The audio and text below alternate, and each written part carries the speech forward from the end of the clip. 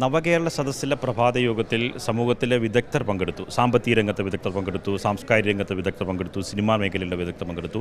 നമുക്കൊപ്പോൾ ഉള്ളത് ആദികേശവ സാറാണ്. SBIയുടെ മലയാളിയായി ഏറ്റവും ഉയർന്ന പദവിയിൽ നിന്ന് വിരമിച്ച ആളാണ്. സാമ്പത്തിക രംഗത്ത് ക്രിയാത്മക നിർദ്ദേശമാണ് ഈ യോഗത്തിൽ മുഖ്യമന്ത്രിക്ക് നൽകിയത്. മുഖ്യമന്ത്രി ആ നിർദ്ദേശങ്ങൾ പരിഗണിക്കുകയും അത് സാമ്പത്തിക രംഗത്ത് എടുക്കാൻ കഴിയുന്ന നിർദ്ദേശമാണെന്ന് ആശയമാണെന്ന് പറയുകയും ചെയ്തു.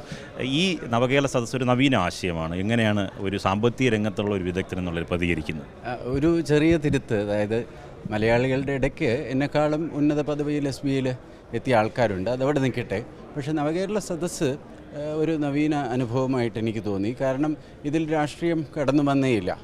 സംസാരിച്ച പങ്കെടുത്ത ആൾക്കാരൊക്കെ തന്നെ വികസനത്തിൻ്റെ കാര്യം, നമ്മുടെ ജനങ്ങളുടെ പ്രശ്നങ്ങളുടെ കാര്യം, കൂട്ടായ്മയിലൂടെ നമുക്ക് എന്തെല്ലാം ചെയ്യാൻ പറ്റും എന്നുള്ളതിൻ്റെ കാര്യം ഒക്കെയാണ് ഇവിടെ അവതരിപ്പിക്കപ്പെട്ടത്.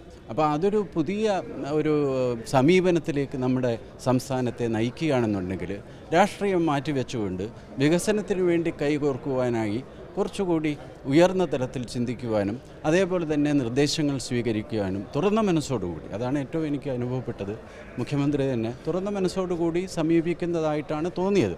അപ്പോൾ രാഷ്ട്രീയത്തിലേക്ക് കടക്കാതെ വികസനം മാത്രം ഊന്നി പറഞ്ഞുകൊണ്ട് ജനക്ഷേമത്തിനായി ജനനന്മയ്ക്കായി പ്രവർത്തിക്കാൻ സാധിച്ചാൽ ഈ സർക്കാരിന് മാത്രമല്ല കേരളത്തിന് മൊത്തത്തിൽ അതൊരു മുതൽക്കൂട്ടായി മാറും എന്നുള്ളതാണ് നമ്മുടെയൊക്കെ സാധാരണക്കാരുടെ ആഗ്രഹം. അങ്ങനെ തന്നെ ആവട്ടെ എന്നാണ് എൻ്റെ ആശംസയും.